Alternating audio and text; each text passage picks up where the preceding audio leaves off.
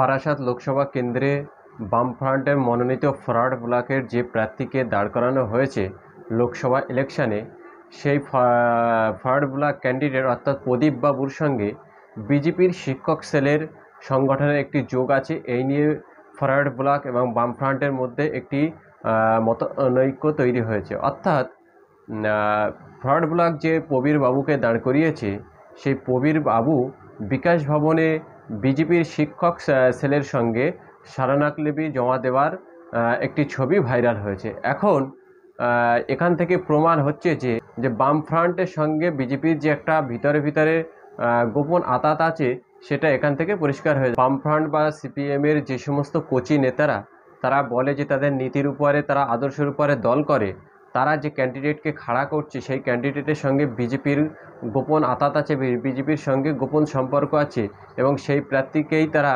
লোকসভার আসনে দাঁড় করাচ্ছে। এখান থেকে সিপিএম ফরওয়ার্ড ব্লক তারা কি উত্তর দেবে এ বিষয়ে অবশ্যই দর্শক আপনারা আপনাদের মতামত জানিয়ে যাবেন।